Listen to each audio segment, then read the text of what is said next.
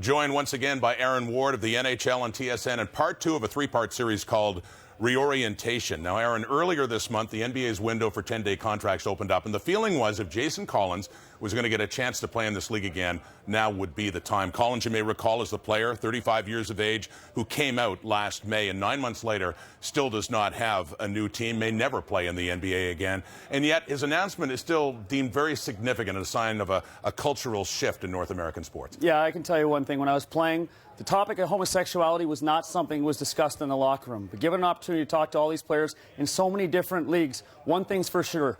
Attitudes are evolving. It's not perfect, but change is happening.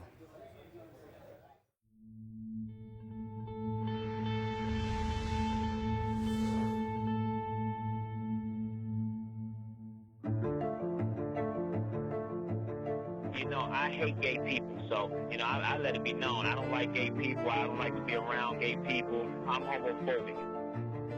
People said, I might not understand gay people. I might not know or even like gay people, but I'm not that. I don't hate. I look back at that moment as the moment professional sports shifted. Tim Hardaway uttered those remarks on Valentine's Day 2007. In the almost 7 years since, the pro sports landscape in North America has undergone a gradual but powerful transition. Give us an idea of how the culture's changed from the time you came in relating to homosexuality and the National Hockey League as to where it is now. As it relates to sexual orientation, I think what we've seen over the years is more education and more knowledge, and education always breeds more tolerance and breeds better decisions. And so the evolution is really more a function of the attention that this entire subject is getting throughout society, and we're no different in that regard.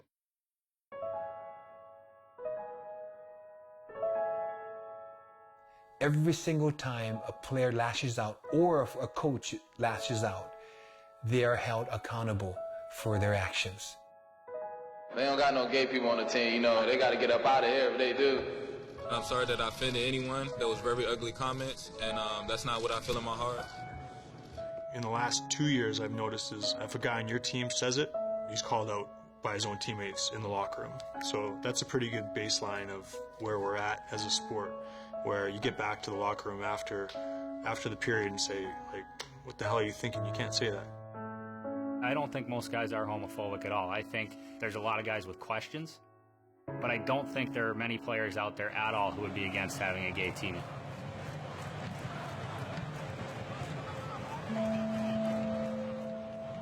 I didn't ever want to be treated differently. I didn't want to be in a locker room where people were walking on eggshells or avoiding things or not being able to be part of, like, you know, the banter and just like the daily conversation. I mean, I was just really afraid of just kind of being an outcast. Robbie Rogers is a midfielder for the Los Angeles Galaxy and a former member of the U.S. national soccer team. I was just really worried. I just thought that it wasn't going to be possible. I thought that, you know, from my past experiences, I felt like, you know, football's too homophobic, that you can't do this. I mean, I thought I would just live, you know, this closeted life somehow, which was crazy to think that, you know, I could do that, and what a waste of a life that would be. On May 26, 2013, after ending a brief retirement, he became the first openly gay male athlete to play in a North American professional team sport. Number 14, Robbie Rogers.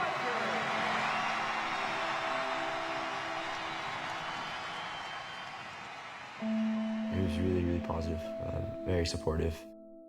Like, I felt so amazing after that. As stupid as that is, you know, sharing a secret with a bunch of people you don't even know. But it felt amazing. All the players kind of come up to me after games and just say, like, welcome back, it's good to have you back. Or when fans will come up and be like, you know, you're changing the world for me. And it's like, wow, you know, it wasn't my intention, but I mean, that's amazing to hear. It's been such a journey for me, and I just never envisioned this, being this happy. We've been told for so many decades that gay people don't play sports, so we just assume that gay people don't play sports and that Robbie Rogers and Jason Collins are just these anomalies. But as we learn that gay people do play sports, you have to question the whole premise. And maybe that the percentage of people who play sports who are gay is the same as or higher than the general population. And there's no evidence to say that it's not the same. There's about 4,000 players in a given year between the NFL, NBA, Major League Baseball, Major League Soccer, and hockey. The number in the US Census ranges about 3 to 4%. So you're still talking about 120, 150 guys. And I would guess that's probably right. Now let's say that the NFL self-selects by, only picking the most macho of the macho, kind of weeds out people who potentially are gay early on through homophobic slurs or whatever, and say we drop it in order of magnitude, so it's only 1%. That's still 18 guys in the NFL who are gay, which is over half the teams. So odds are very good that you've either played with or played against a gay player if you have played in the NFL. We know we have gay players in the NHL right now. We know they're out there on a lot of different teams. We know that for a lot of them, they're looking for the right way to come out. We know there are a lot of them who are trying desperately to hide it at all costs. Jason Collins is still a veteran NBA center, now a free agent as mentioned, with no plans to retire. The first male player from a major team sport to announce that he is gay.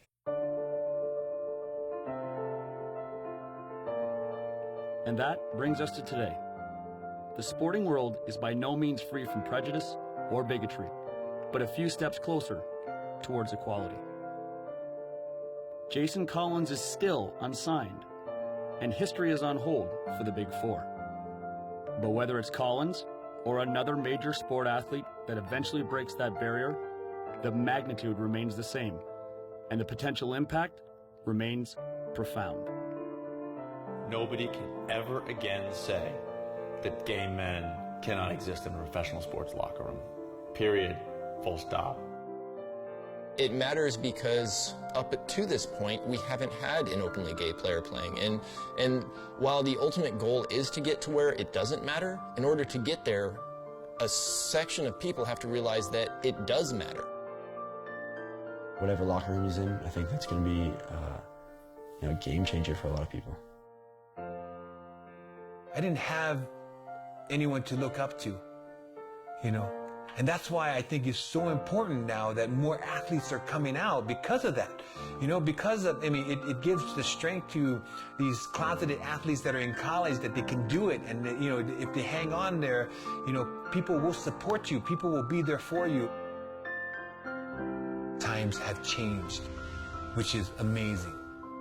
That's amazing to me. Aaron, we see in your piece a prime example of the shift you were talking about in the case of soccer player Robbie Rogers. But what about the four main professional sports in North America? Still no openly gay athlete. Why do you think that is? Such a tough question because honestly, I think it's such a personal answer. For most gay athletes, the determination is, do I want to be the focal point? In fact, do I want to be a distraction? Because it's undeniable. The moment they come out, focus will be on them, not on the team attitude, not on the success of your team, but rather the situation of one individual in that locker room. The other thing is the consideration you may be excluded from the friendly banter, the locker room banter, part of the camaraderie of a team. But bottom line when it comes down to it, what you learn through these pieces is the fact that if you dedicate that energy that the gay athletes spend on trying to hide who they really are, and you can refocus that on your performance, they're already there for the reason that they've got that skill set. Added to that, you put in that energy they've been utilizing to hide, it's amazing where the performance can go. All right. Well, Friday on SportsCenter, the third and final part of the ReOrientation series, and Aaron's conversation with Dustin Brown of the LA Kings and his now former teammate, goaltender Ben Scrivens, since been traded to the Edmonton Oilers. They talk about their involvement in the You Can Play project and their own use in the past of homophobic language.